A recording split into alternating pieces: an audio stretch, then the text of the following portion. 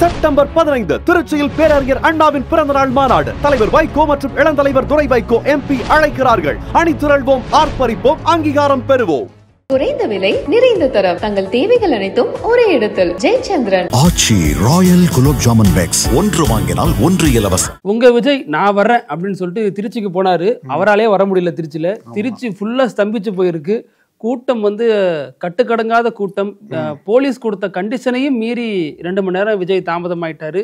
Police வழக்கு பதிவு பண்ண போறாங்க. அடுத்த வாரத்துக்கான வீக்கெண்ட் பிரச்சாரத்துக்கும் தடை போட போறாங்க அப்படிங்கிற மாதிரி நிறைய விஷயங்கள் பேசப்பட்டது. அதே மாதிரி தமிழக பாஜகவில் தனிமைப்படுத்தப்பட்டுள்ளாரா முன்னாள் மாநில தலைவர் அப்படிங்கிறது பெரிய பேசுபொருளா மாறி இருக்கு. பாஜகவை சேர்ந்த நிர்வாகிகளே ரொம்ப வெளிப்படையா அவரை விமர்சிக்கிறாங்க. இது கட்சிக்குள்ள என்ன விதமான பிரச்சனை ஏற்படுத்தியிருக்கு அப்படிங்கிற ஒரு விவாதத்தையும் புதுசா உருவாக்கி இருக்கு. இதை பத்தி விரிவா பேசிடலாம். Welcome to sensation.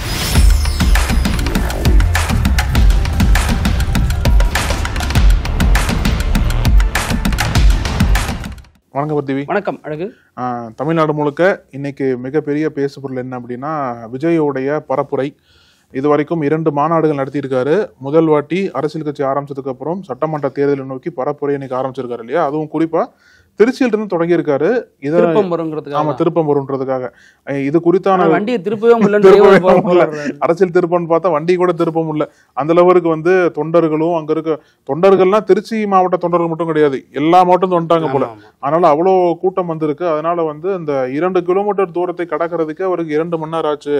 ஏன்னா முன்னாடியே பல கண்டிஷன்ஸ் கொடுக்கப்பட்டிருக்கு போலீஸ்ல இருந்து. ஏன்னா திருச்சி போன்ற மாநகரங்கள் அந்த சிட்டிக்குள்ள நீங்க கூட்டம் நடத்துறீங்க அப்படின்னா அந்த டைம்ல முடிச்சா மட்டும்தான் டிராபிக்லாம் கரெக்டா கிளியர் ஆகும், மக்களுக்கு எந்த விதமான தொந்தரவு இருக்காது. அதனால என்ன ஒப்புக்கொள்ளப்பட்டிருக்கு அப்படின்னா திருச்சியில விஜய் வரும்போது அந்த ஒரு ஸ்பாட்ல 1/2 மணி நேரம் பேசணும். அதாவது 10:30 இருந்து 11 மணிக்குள்ள நீங்க அவங்க பேச்ச முடிச்சணும்னு சொல்லிட்டு கண்டிஷன்ஸ் போட்டிருக்காங்க. அந்த கண்டிஷன்ஸ் எல்லாம் கட்சியும் ஒத்துக்கிட்டாங்க. தாவேக்கா ஒத்துக்கிட்டு மரக்கடையில 1/2 மணி நேரம் தான் பேசணும்னு சொல்ற கண்டிஷன்ஸுக்கு தாவேக்கா ஒத்துக்கிட்டு கையெழுத்தெல்லாம் போட்டு தான் விஜய் அங்க போறாரு. ஆனா விஜய் இங்க போய் இறங்குறாரு. ஏர்போர்ட்ல இருந்து வெளியே வர்றதுக்கே 10:45 ஆயிடுச்சு போல. அப்புறம் கொஞ்சம் கொஞ்சமா ஊர்ந்து தான் வண்டி வருது.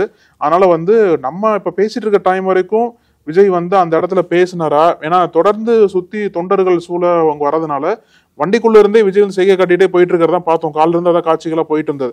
என்ன பேச போறாரு இல்லைன்னா பேசுவாரா அப்படின்ற எதிர்பார்ப்பு கிளம்பி இருக்கு. ஒருவேளை அந்த டெட்லைனை தாண்டி விஜய் பேசினார் அப்படின்னா என்ன விதமான சட்ட சிக்கல்கள்லாம் வரும் அப்படின்றத பொறுத்து தான் பார்க்கணும். நான் போலீஸ் ஏற்கனவே சொன்னாங்க, ஒருவேளை அந்த டெட்லைன் தாண்டிச்சு அப்படின்னா நிச்சயமா நாங்க கேஸ் போடுவோம், எல்லாம் தெரிஞ்சுதான் கையெழுத்து போட்டீங்க, அது நீங்க கரெக்டா இது பண்ணல அப்படின்னா எங்களுக்கு இன்னும் கொஞ்சம் சட்டம் ஒழுங்கு பிரச்சனை ஏற்பட வாய்ப்பு இருக்கும். அதனால விஜய் மீதே இதுக்கு பொறுப்பேற்றுட்டு விஜய் மீதே கேஸ் ஃபைல் பண்ணப்படும் சொல்லிட்டு சொல்லப்படுது.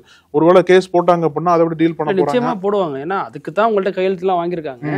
ஆனா இது விஜய் என்ன பண்ணுவாரு? கட்டுக்கடங்காத கூட்டம், அவ்வளவு கூட்டம் வர்றப்ப வண்டி எப்படி அவர் மட்டும் அவர் கையிலே கண்ட்ரோல் இல்ல. அப்போ அதெல்லாம் கட்சி தான் முடிவெடுக்கணும், கட்சி நிர்வாகிகள் தான் பார்த்துக்கணும் அப்படிங்கிற அடிப்படையில போலீசார் வழக்கு பதிவ நிறைய வாய்ப்புகள் இருக்கு அப்படின்னு சொல்லப்படுது. இப்ப விஜய் பயணத்தை ஒட்டி 2 முக்கிய சம்பவங்கள் நடந்திருக்கு. ஒண்ணு, என்டிஏல இருந்து முக்கியமான ஒரு கட்சி விலக போறதாக ஒரு தகவல். என்டிஏல பேர் சொல்லக்கூடிய பெரிய வாக்கு வங்கி, ஒரு குறிப்பிட்ட வாக்கு வங்கி வச்சிருக்கக்கூடிய கட்சிகள் எல்லாமே விலகிடுச்சு. தேமுதிக, பாமக, OPS, டிடிவி எல்லாருமே விலகிட்டாங்க. அதிமுக மட்டும்தான் பெரிய கட்சிங்கிற வகையில இருக்கு.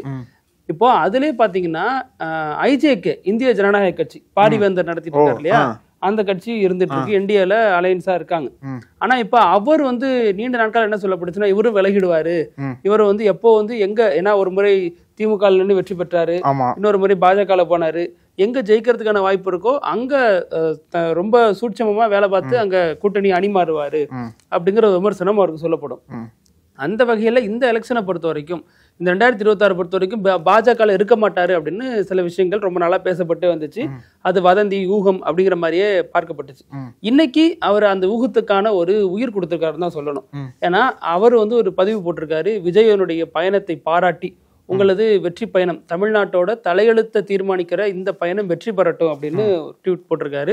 அப்படின்னா இவர் அங்க சேர போறாரு, விஜய் கூட நெருக்கமா இருக்காரு அப்படிங்கிற மாதிரியும் ஒரு விஷயங்கள் பேசப்படுது. கடைசியான நபர் இவர் தான் வெளியேறுவாரா என்டிஏல இருந்து அப்படிங்கிற எதிர்பார்ப்பையும் இது எழுப்பி இருக்கு. ஒண்ணு இதுன்னா, இன்னொரு சம்பவம் என்னன்னா, இயக்குனர் பார்த்திபன் அவர் ஒரு ட்வீட் போட்டிருக்காரு. வழக்கம் போல கலாய்க்கிறாரா, திடீர்னு கனவு கண்ட விஜய் கட்சியில சேர்ந்தெல்லாம் சொல்லிட்டு போயிடுவார், அது மாதிரி பண்றாரா அல்லது உண்மையாகவே எதுவும் அரசியல் ரீதியா வருதா என்னன்னு தெரியல. ஏன்னா அவர் போட்ட ட்வீட்ல என்ன இருக்குன்னா, தமிழ்நாட்டு அரசியலே அதிர்ற மாதிரி இன்னைக்கு மாலை 4:46 மணிக்கு ஒரு முக்கியமான அறிவிப்பு வர இருக்கு அப்படின்னு சொல்லியிருக்காரு. இவர் வந்து விஜய் கட்சியில சேர்றாரா அல்லது வேற ஏதாவது திருப்பங்கள் நடக்குமா அல்லது வழக்கம் போல காமெடியா ஒரு சம்பந்தமே இல்லாம விஜய் எப்பெல்லாம் வெளில வராரோ அப்பெல்லாம் இவரு ஒரு என்ட்ரி கொடுக்குறாரு. நான் கனவு கண்டம் பாரு விஜயை பத்தி. இப்போ வந்து 4:46 மணிக்கு ஒரு அரசியல்ல ஒரு திருப்பம் வருங்கிறாரு. இவர் போய் சேர போறாரா? இவர் சேர்ந்தா திருப்பம்னு கணக்குல வச்சுப்பாங்களா அல்லது வேற ஏதாவது நடக்க போதா அல்லது வழக்கம் போல வார்த்தை விளையாட்டுல ட்விஸ்ட் வைக்க போறாரா அப்படிங்கறதும் புரியல. ஆமா, இந்த வீடியோ வரும்போது அந்த திருப்பம் என்பது ஒரு அறிவிச்சிருப்பாரு. அதனால பாக்குறவங்க முடிவு பண்ணட்டும் அவர் சொல்றது திருப்பமா இல்ல வந்து அவர் விருப்பத்தை சொல்றாரு அப்படின்ற மாதிரி விருப்பமான்னு. ஆமா. அப்புறம் இதுல இன்னொரு விஷயமும் இருக்கு. முதல்வர் வந்து டைமிங்ல அட்டாக் பண்ணிருக்காரு விஜய. என்ன அப்படின்னா, இப்ப கரூர்ல 30 விழா நடக்குது இல்லையா? பெரியார் பிறந்த நாள், அண்ணா பிறந்த நாள், திமுக தோற்றுவிக்கப்பட்ட நாள், மூணுத்தையும் ஒன்றா சேர்த்து வச்சு 30 விழா திமுக சார்பா நடக்குது கரூர்ல. அதற்கு தொண்டர்களுக்கு கடிதம் எழுதியிருக்காரு முதல்வர் மு.க. ஸ்டாலின்.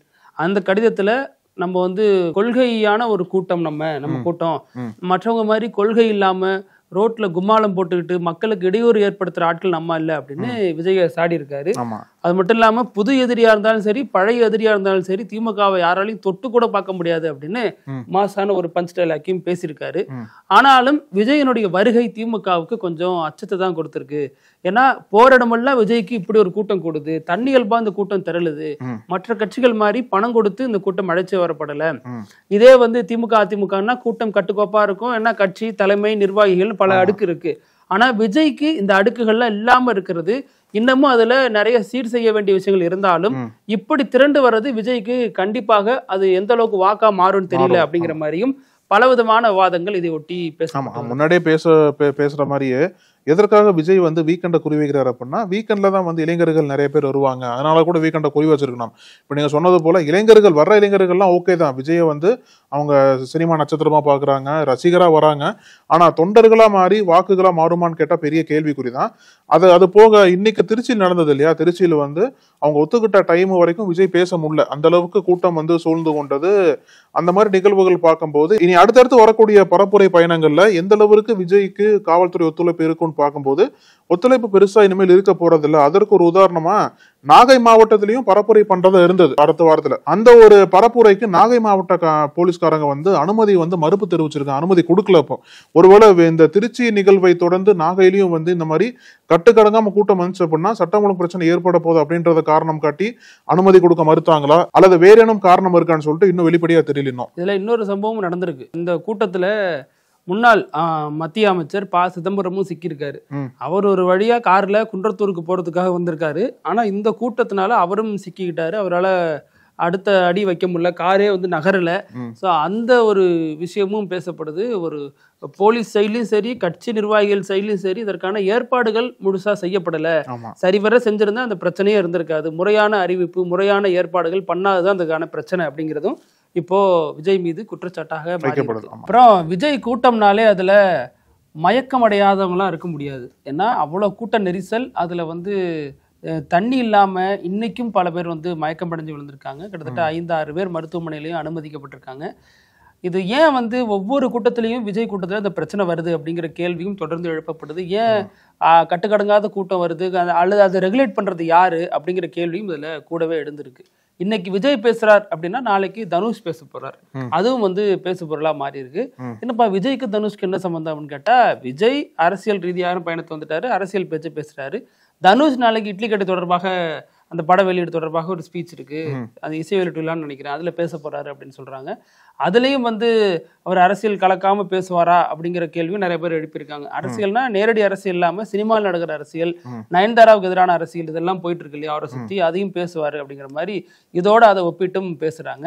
அப்புறம் இந்த பிரச்சாரத்துல முக்கியமாக கண்ணில் பட்ட விஷயம், பேசப்படுற விஷயம் என்னன்னா அவரது பிரச்சார வாகனம் அது வந்து பயங்கரமா இருக்கு. அதுல அந்த பிரச்சார வாகன எண்ணுங்கிறது ரொம்ப முக்கியத்துவம் வாய்ந்த ஒன்னா பார்க்கப்படுது. ஏன்னா விஜயனுடைய எல்லா வண்டியிலையும் சரி TN14 அப்படிங்கிறது சோழிங்கநல்லூர் ரெஜிஸ்ட்ரேஷன், அதை போட்டுட்டு அதுக்கு அடுத்து அவர் வண்டி நம்பர் எப்பவுமே 0277 அப்படிதான் இருக்கும். எதுவும் நியூமராலஜி படி அந்த பேர் வச்சிருக்காரா அல்லது வேற ஏதாவது ஒரு அதிர்ஷ்டத்தின் நம்பிக்கையின் பேர்ல அதை வச்சிருக்காரா அப்படிங்கிறதும் பேசப்பட்டுச்சு.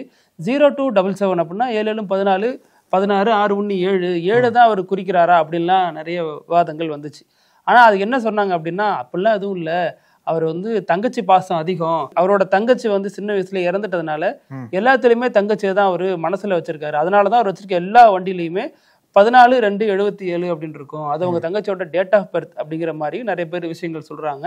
இதை தெரிஞ்ச தாவகவினர் பாத்தீங்களா, எங்க அண்ணன் எப்பவுமே என்னத்தவங்க செஞ்சு போட்டோம் அப்படிங்கிற மாதிரிதான் தங்கச்சிக்காக உருகக்கூடிய ஒரு மனிதர் தான், இவர் தான் தமிழ்நாட்டுக்கு வரணும், தமிழ்நாட்டை காக்கக்கூடிய சரியான ஆள் இவர் தான் அப்படிங்கிற மாதிரி இதையும் வச்சு ட்வீட் போட்டு வராங்க. ஆமா, இப்ப அப்படியே இந்த பக்கம் ஆப்போசிட்ல பார்த்தோம் அப்படின்னா பாஜகவுடைய முன்னாள் தமிழக மாநில தலைவர் மீது அந்த கட்சி நிர்வாகிகளே எதிர்த்து பேச ஆரம்பிச்சிட்டாங்க.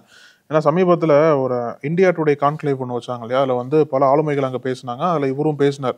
பேசும்போது என்ன சொன்னார் அப்படின்னா, மக்கள் இடத்துல திமுகவுக்கு எதிரான மனநிலை வரல அப்படின்ற மாதிரி ஒரு ஸ்டேட்மெண்ட் கொடுத்தார். அது மட்டும் இல்லாம திமுக என்பது ஒரு பயங்கரமான கட்சி, அவங்கள்ட்ட ஸ்டேபிளான ஓட் பேஸ் என்பது இருக்கு, அதனால வந்து வீழ்த்துறது அவ்வளோ கடினமா இருக்குன்ற மாதிரி பல ஸ்டேட்மெண்ட்களை சொல்லியிருந்தாரு. அது மட்டும் இல்லாம என்டிஏ கூட்டணி வந்து என்னென்ன பண்ணணும், இனி வரக்கூடிய மாதங்கள்ல என்டிஏ கூட்டணி எப்படி எல்லாம் நம்ம அவங்கள வந்து வலுப்படுத்திக்கணும்ன்ற மாதிரி பல கருத்துக்களை பகிர்ந்திருந்தாரு. இதுல முக்கியமா இன்னும் இவரா திமுக ஆதரவா பேச ஆரம்பிச்சிட்டாரு, மக்கள் இடத்துல திமுகவுக்கு எதிராக மனநிலை இல்லைன்ற மாதிரி பேசுறாரு. அப்படின்னா என்ன பேசிஸ்ல பேசுறாருன்ற மாதிரி ஒரு பக்கம் வாதம் எழுந்தாலும், இன்னொரு பக்கம் வந்து இது ஒரு காரணமா வச்சு, அப்புறம் சமீபத்துல ஒரு நில சர்ச்சை வந்தது இல்லையா, அதையும் காரணமா வச்சு பாஜகக்குள்ளேயே அவருக்கு அகேன்ஸ்டா இருக்கக்கூடிய அந்த ஃபேக்ஷன்ஸ் இருப்பாங்கல்ல, அவங்க எல்லாம் தொடர்ந்து இவரை தாக்க ஆரம்பிச்சிருக்காங்க. தொடர்ந்து அவர் தனிமைப்படுத்தப்பட்டு வர்றார், தலைவர் பதவி வந்து அவங்க நீக்கப்பட்டார், அப்புறம் மத்திய அமைச்சர் பதவியெல்லாம் எதிர்பார்த்தாங்க, அதுவும் கொடுக்கல அவருக்கு. அதனால தொடர்ந்து அவரை வந்து அரசியல் ரீதியா தனிமைப்படுத்துற சமயத்துலதான் வந்து இந்த மாதிரி எதிர்ப்புகள் எல்லாம் அவருக்கு வந்து ஒரு பயங்கர நெருக்கடி ஏற்படுத்தி இருக்குன்னு தான் சொல்லணும். அதுவும் கட்சிக்குள்ள இருக்கிறவங்களே, குறிப்பா பாஜகவில் இருக்கக்கூடிய கல்யாணராமன் போன்றவர்கள்லாம் வந்து இவரை வெளிப்படையாவே சமூக வலைதளங்கள்ல ஒருமையில விமர்சிக்க ஆரம்பிச்சிட்டாங்க. இதெல்லாம் வந்து அவருக்கு பெரிய நெருக்கடி தான் ஏற்படுத்திருக்கு. என்ன சொல்றாங்கன்னா, இதற்கு பின்னாடி நயினா நாகேந்திரன் இருக்காங்க அப்படின்னு அவரோட ஒரு லிங்க் போடுறாங்க. ஏன்னா அவருக்கு எதிரான அரசியல்ல முன்னாள் பாஜக மாநில தலைவர் பண்ணாரு, சோ இவருக்கு எதிரான அரசியல்ல இவருக்கு வேண்டப்பட்ட நபர்களை வச்சு பண்றாரு அப்படின்னு சொல்லப்படுது. ஆனாலும் பிஜேபிக்குள்ள பிராமின் வெர்சஸ் நான் பிராமின் பாலிடிக்ஸ் தான் ரொம்ப தீவிரமா போயிட்டு இருக்கு அப்படிங்கிற ஒரு விஷயமும் பேசப்படுது. நேற்று தினம் குருமூர்த்தி பேசின பேச்சு அப்படிதான் தெரிஞ்சது. அது மட்டும் இல்லாம மத்திய அமைச்சர் இருக்காங்கல்ல நிர்மலா சீதாராமன், அவங்களுக்கும் இவருக்குமான பிரச்சனைங்கிறது உச்சகட்டத்தை அடைஞ்சிருக்கு. இப்போ தமிழக பாஜகவை முழுமையா அவங்கதான் கண்ட்ரோல் வச்சிருக்காங்க, யாரு வரணும் யாரு போகணும் அப்படிங்கிற முடிவுல அவங்கதான் எடுக்கிறாங்க. அதுல முன்னாள் மாநில தலைவர்களுடைய ஆதரவாளர்கள் பலருக்கும் வந்து பொறுப்புகள்லாம் பறிக்கப்பட்டிருக்கதாக செய்திகள் சொல்லப்படுது, அல்லது உரிய இடங்கள்ல அவங்க அமர வைக்கப்படல அப்படிங்கிற வாதமும் போயிட்டு இருக்கு. அது என்ன சொல்றாங்கன்னா, எந்த சைட்ல ஒரு எலெக்ஷன்ல கூட நிக்க மாட்டேங்கிறாங்க, இவங்க வந்து நம்ம தலைவர் வந்து இப்படி பேசுறாங்களே, அதுக்கு என்ன சொல்றாங்கன்னா, அதுதான் பிராமின் லாபி, அவங்க வந்து ஒரு எலெக்ஷன் கூட நிக்கல அப்படின்னாலும் தொடர்ந்து அவங்க தான் மத்தியில அமைச்சரா இருந்துட்டு வராங்க அப்படிங்கிற மாதிரியான விமர்சனமும் பாஜக உள்ளேயே ஒழிக்க தொடங்கி இருக்கிறது தான் ஆச்சரியமா இருக்கு. இதுல முக்கியமான விஷயம் வந்து இவருதான் திமுகவுக்கு அகைன்ஸ்டா பல அரசியலை வந்து ஸ்ட்ராங்கா எடுத்து பண்ணார். டிஎம்கே ஃபைல்ஸ்ல ஆரம்பிச்சு திமுக என்பது ஊழல் கட்சி அப்படின்ற மாதிரி பல பட்டியல்களை போட்டார். எப்படி வந்து ஸ்டாலின் குடும்பத்தை சேர்ந்தவங்க எங்கெங்கெல்லாம் முதலீடு பண்ணிருக்காங்கன்னு சொல்லிட்டு அந்த பவர் பாயிண்ட் பிரசன்டேஷன் எல்லாம் போட்டு எல்லாத்துக்கும் காமிச்சார் இல்லையா. அவர் கட்டியிருக்கக்கூடிய வாட்சோட விலை என்ன, எங்கெங்கெல்லாம் இன்வெஸ்ட் பண்ணிருக்காங்கன்னு சொல்லிட்டு பல தகவல்களை பகிர்ந்தாரு. ஆனா கடைசியில் இவரே வந்து ஒரு ஸ்டேட்மெண்ட் வாக்கு மூலமே கொடுத்துட்டா இருப்போம். அதாவது திமுக அகைன்ஸ்டா மனநிலை வந்து மாறலன்ற மாதிரி ஒரு பேச்சு பேசினது கட்சிக்குள்ள ஒரு சலசலப்பை ஏற்படுத்தினாலும், அதையும் தொடர்ந்து இப்ப சமீபத்தில் ஒரு சர்ச்சை கிளம்புச்சுல்ல, அவர் வந்து ஒரு நிலம் வாங்கியிருக்காரு கோயம்புத்தூர்ல, விவசாயம் பண்றதுக்காக நிலம் வாங்கியிருக்காரு. அந்த நிலம் தொடர்பான சர்ச்சையில அவரே விளக்கம் கொடுத்திருக்காரு. ஆமாங்க, நான் ஜூலை மாசம் நிலம் வாங்கினது உண்மைதான், அது வந்து வாங்கப்பட்டிருக்கு, அதோட நோக்கமே வந்து இயற்கை விவசாயம் பண்றதுக்காக தான் வாங்கியிருக்கோம். அதை எப்படி வாங்கணும் அப்படின்னா என்னோட சேவிங்ஸ் அப்புறம் என்னோட மனைவியோட சேவிங்ஸ் எல்லாம் யூஸ் பண்ணி அதையும் தாண்டி கடன் வாங்கி தான் நிலத்தை வாங்கியிருக்கோன்ற மாதிரி சொல்றாரு. ஆனா இந்த ஒரு நிகழ்வை பத்தி பேசும் பாஜக தலைவர் என்ன சொல்றாங்க அப்படின்னா, அவர்கிட்ட எப்படி இவ்வளவு சொத்து மதிப்பு வந்துச்சு, அதாவது 2024ஆம் ஆண்டு போட்டிட்டார் இல்லையா லோக்சபா தேர்தல, அப்ப வந்து மனு தாக்கல் பண்ணும் போதே அவர்கிட்ட சொத்து மதிப்பு சொல்லியிருந்தாரு. ஆனா சொத்து மதிப்பையும் தாண்டி ஒரு குறிப்பிட்ட தொகையை வச்சு நிலம் வாங்கியிருக்காரு அப்படின்னா அவர்கிட்ட எப்படி இவ்வளவு சொத்து மதிப்பு வந்துன்னு சொல்லிட்டு பாஜகக்குள்ளேயே கேள்வி கேட்கறாங்க. ஆனா அவர் என்ன சொல்றாரு அப்படின்னா, இது மத்திய அரசுல இந்த PMEGPன்னு ஒரு ஸ்கீம் இருக்கணும், அதுலதான் அப்ளை பண்ணி வாங்குறேன் அப்படிங்கிறாரு. அங்கேயுமே கேள்வி எழுந்திருக்கு. அந்த ஸ்கீம் வேலை இல்லாதவங்களுக்கு வேலை உருவாக்கி தர ஒரு திட்டம், அப்ப இவருக்கு வேலை இல்லாம இருக்காரா அப்படிங்கிற ஒரு கேள்வியும் பலராலும் எழுப்பப்படுது. அது மட்டும் இல்லாம இன்னொரு ஒரு கான்ஸ்பிரசி தியரியும் சொல்லப்படுது. இவர் வந்து திமுகவோட தொடர்புல இருக்காரு, திமுக இவருக்கு வேண்டிய சில விஷயங்களை செஞ்சு தருது, அதனாலதான் அவர் வந்து திமுகவை எதிர்க்கிற மாதிரி எதிர்க்கிறாரு, அதில் உண்மையான எதிர்ப்பு இல்லை அப்படின்னு சொல்றாங்க. சீமானுக்கும் இதே தான் சொல்லப்பட்டுச்சு இல்லையா, சீமானும் எதிர்க்கிற மாதிரி எதிர்க்கிறாரு, உண்மையான எதிர்ப்பு இல்லை, சீமான் விஜய ரவுண்டு கட்டி அடிக்கிறாரு அப்படின்னு. இது வந்து திமுக எடுத்துக்கிட்டா பிஜேபி சொல்லுவாங்க, எல்லாருக்கும் பின்னாடி பிஜேபி இருக்கு அப்படின்னு. இந்த பக்கம் வந்தோம்னா எல்லாத்துக்கும் பின்னாடி திமுக இருக்கு அப்படிங்கிறாங்க. எப்படியோ பாஜகவுல முன்னாள் மாநில தலைவர் குறிவைக்கப்படுகிறார் அப்படிங்கிற விஷயம் மட்டும் இப்ப வெளியாயிட்டு இருக்கு. அந்த கட்சி சேர்ந்த நிர்வாகிகளே அவர் பொது வழியில போட்டு மிக மோசமா விமர்சிக்கிறதுங்கிறது அந்த கட்சிக்கு நல்லதில்லை அப்படின்னு அந்த கட்சியை விரும்புற பலரும் சொல்றாங்க. இப்ப அதே மாதிரி கோ பேக் மோடி இங்க தமிழ்நாட்டுல இல்ல, மணிப்பூர்ல மோடி இன்னைக்கு போயிருக்காரு இல்லையா. இன்னைக்கு வந்து 2 ஆண்டுகளுக்கு அப்புறம் முதல் முறையா மணிப்பூருக்கு பிரதமர் மோடி போறாரு. ஆனா மணிப்பூர் போன இடத்துல அந்த அளவுக்கு பெரிதா வரவேற்பு அவருக்கு இல்ல. எல்லா தரப்பு மக்களும் வந்து மோடிக்கு எதிராக பிரச்சாரம் பண்ணிட்டு இருக்காங்க. கோ பேக் மோடி அப்படின்ற ஒரு அந்த கோஷத்தை வந்து மணிப்பூர் முழுக்கவே எழுந்திருக்கு. ஏன்னா 2 ஆண்டுகளா கண்டுக்கல இல்லையா. 2 ஆண்டுகளா வந்து எப்படி இங்க உள்ள கலவரம் வெடிச்சிட்டு இருந்தது, அந்த கலவரத்துக்கு எதுக்குமே வந்து மோடி பொறுப்பேற்காம, மோடி பேச்சுவார்த்தை பண்ணாம, ஒரு வாட்டி கூட வந்து பார்க்காம, அந்த கலவரம் போயிட்டு இருந்த சமயத்துல தான் வந்து லோக்சபா தேர்தல் நடந்தது. 2023ஆம் ஆண்டு கலவரம் ஆரம்பிச்சது, 2024ஆம் ஆண்டு லோக்சபா தேர்தல் நடந்தது. லோக்சபா தேர்தல் பிரச்சாரத்திற்கு கூட மோடி மணிப்பூருக்கு வரல. அப்படிலாம் தொடர்ந்து மணிப்பூரை புறக்கணிச்சிட்டே வந்த மோடி வந்து இப்போ 2 ஆண்டுகள் கழிச்சு மணிப்பூருக்கு வந்திருக்கிறது வந்து அந்த மாநில மக்களால் ஏத்துக்கவே முடியல. இத்தனை உயிரிழப்புகள் நடந்திருக்கு, ஆயிரக்கணக்கான மக்கள் வந்து வெளியில போய் தங்கி இருக்காங்க. என்னதான் அந்த கேம்ப்ஸ்ல செட் பண்ணாங்களா முகாம்கள், அதெல்லாம் தற்காலிக முகாம்னு சொல்லப்பட்டாலும் இன்னும் அங்கதாங்க வாழ்ந்துட்டு இருக்காங்க மக்கள்லாம். அவங்க இயல்பு வாழ்க்கையை திரும்பவே இல்லை, கொஞ்சம் கூட அமைதி திரும்பல இங்க. அப்படி இருக்கிற சமயத்துல எப்படி நாங்க வந்து பிரதமர் மோடி வரவேற்க முடியும் அப்படின்ற மாதிரி ஒரு கோபம் கலந்த ஆதங்கத்தோட தான் பதிவு பண்றாங்க. இதுல முக்கியமான விஷயம் என்ன அப்படின்னா, ஒயர் இணையதளம் வந்து ஒரு ஆர்டிகல் வெளியிட்டு இருக்காங்க. அதுல வந்து ஒரு முக்கியமான பாயிண்ட வந்து அவங்க வந்து ஹைலைட் பண்ணி காட்டுறாங்க. என்னன்னா, இன்னைக்கு மோடி மணிப்பூர் போயிருக்காங்கல்ல, அதாவது மோடியோட அந்த மணிப்பூர் பயணமே ஃபெயிலியர் தான், தோல்வி அடைந்த பயணம் தான் சொல்றாங்க. ஏன்னா மோடியால அந்த 2 சமுதாய மக்களையும் ஒன்றிணைஞ்சு கொண்டு வரவே முடியல இன்னும். ஏன்னா மோடி வந்து 2 நிகழ்வுகளை கலந்திருக்காரு. ஒரு நிகழ்வு வந்து குக்கி இனம் மக்கள் இருப்பாங்கல்ல, அங்க நடக்கக்கூடிய நிகழ்வு, சூரச்சந்திரபூர்னு சொல்றாங்க அந்த இடத்தின் பேர். அப்புறம் இன்னொரு நிகழ்வு என்பது மணிப்பூரோட தலைநகர் இம்பால நடக்கக்கூடிய நிகழ்வு. அந்த இடத்துல வந்து மைத்தியின மக்கள் அதிகமா இருக்காங்க. ஆமா, அந்த மாதிரிதான் மோடியால வந்து மணிப்பூரே சின்ன மாநிலம் தான், அந்த மாநில மக்களையே மோடியால ஒருங்கிணைஞ்சு கொண்டு வர முடியல. 2 சமுதாய மக்களுக்கு 2 வேற திட்டங்களோட மோடி இங்க வந்திருக்காரு. அப்போ வந்து இந்த பயணம் என்பது ஃபெயிலியர் தான். அப்போ எப்படி நீங்க வந்து ஒரு வெற்றிகரமான பயணம் சொல்ல முடியும்னா, தொடர்ந்து மோடி என்ன பேசிட்டு வர்றாரு அப்படின்னா, வளர்ச்சி அடைந்த பாரதம், வளர்ச்சி அடைந்த மணிப்பூர்ன்ற மாதிரி கோஷம் வைக்கிறார். மணிப்பூர் எங்க வளர்ச்சி அடைந்தது? முதல்ல இங்க இருக்கக்கூடிய மக்களையே ஒன்று திரண்டு மோடியால கொண்டு வர முடியல, அப்புறம் எப்படி வளர்ச்சி அடைந்ததை சொல்ல முடியும்? ஏன்னா நாங்க நேதுக்கே பேசின மாதிரி அசாம் தேர்தலை கணக்குல வச்சுதான் மோடி இங்க பண்றாரு. ஏன்னா அசாம் மக்களுக்கு வந்து கோபம் இருக்கு பாஜக மீது. இந்த அளவுக்கு மணிப்பூர்ல வந்து கலவரம் நடந்திருக்கு அப்படின்னா அந்த கலவரம் இங்கேயும் பரவ வாய்ப்பு இருக்கு. அதனால பாஜக அரசின் மீது அசாம் மக்கள் பயங்கர கோபத்தில் இருக்காங்கன்னு தான் சொல்லணும். அந்த கோபத்தை தணிக்கிறதுக்காக மோடி ஏதோ ஒரு வகையில நம்பிக்கைக்கும் விதமா அங்க பேசினாங்க அப்படின்னா அந்த நம்பிக்கை வந்து அசாம்ல வந்து கொஞ்சம் கோபத்தை தணிக்க வாய்ப்பு இருக்கு. அதனாலதான் வந்து இன்னும் வளர்ச்சி அடையாத மாநிலத்தை பார்த்து வளர்ச்சி அடைந்த மணிப்பூர்னு ஒரு கோஷத்தோட மோடி இங்க போயிருக்காரு. ஆனா அங்க போயிட்டு 2 விதமான சமுதாயங்களுக்கு இடையே 2 விதமான நிகழ்வுகளை மோடி வச்சிருக்காரு. இன்னைக்கு 35 லட்சம் ரூபாய்க்கு வாழைப்பழம் வாங்கி எங்கேயாச்சும் பாத்திருக்கீங்களா? 35 லட்சத்துக்கு வாழைப்பழம்? ஆமா, அப்படி ஒரு செய்தி தான் நாம இப்போ இப்படி எல்லாமா நடக்கும் அப்படிங்கிற செக்மெண்ட்ல பார்க்க போறோம். உத்தரகாண்ட் கிரிக்கெட் சங்கம் இருக்கு இல்லையா, அங்க சமீபத்துல ஒரு புகார் எழுந்திருக்கு, நிறைய ஊழல் முறைகள்லாம் நடந்திருக்கு அப்படின்னு. அப்போ விசாரிக்கும் பொழுது ஹைகோர்ட்ல சில விஷயங்கள் தெரிய வந்திருக்கு. அதுல என்ன சொல்லியிருக்காங்க அந்த தரப்புல அப்படின்னா, 35 லட்சம் ரூபாய்க்கு வீரர்களுக்கு வாழைப்பழம் வாங்கியிருக்கோம், அதுலதான் 35 லட்ச ரூபா லாஸ் ஆயிருக்கு, மற்றபடி ஊழல்கள் எல்லாம் ஒண்ணும் இல்லை அப்படின்னு அவங்க விளக்கம் கொடுத்திருக்காங்க. இதை கேட்ட நீதிமன்றம் டென்ஷன் ஆகி, எப்பா 35 லட்சத்துக்குமா வாங்கினீங்க, சரி அப்படின்னா டீட்டெயில் எனக்கு கொடுங்க, என்ன எதுன்னு விவரம் கொடுங்க அப்படின்னு பிசிசிஐக்கும் உத்தரகாண்ட் உத்தரகாண்ட் கிரிக்கெட் சங்கத்துக்கும் நீதிபதி விளக்கம் கேட்டிருக்காரு. இது வந்து அங்க பெரிய அளவுல பேசு பொருளா மாறிட்டு இருக்கு. வேற ஏதாச்சும் கணக்காட்டா கூட நம்புற மாதிரி இருக்குமே, நம்பாத மாதிரி ஒரு கணக்காட்டுறாங்கன்னா அது உண்மையிலே நடந்திருக்குமோ அப்படிங்கிற மாதிரியும் பேசுறாங்க. ஆமா, இதே மாதிரி நாளைக்கும் பல செய்திகளோட சந்திக்கலாம். நன்றி அழகு. தொடர்ந்து பேசலாம். நன்றி. நக்கீரன் டிவிக்கு சப்ஸ்கிரைப் செய்யுங்கள். உங்கள் ஆதரவே எங்கள் பலம். ஆசிரியர்களுக்கு நண்பனாகவும் மாணவர்களுக்கு ஆசானாகவும் திகழும் தேர்வு வழிகாட்டி. ஒவ்வொரு பாடத்திற்கும் அனுபவமிக்க ஆசிரியர்களின் துல்லியமான தெளிவான விடைகள். CNC இருக்கு, தேர்வு பயம் எதற்கு? இது தீரன் பப்ளிஷிங் ஹவுஸ் விற்பனை வெளியீடு.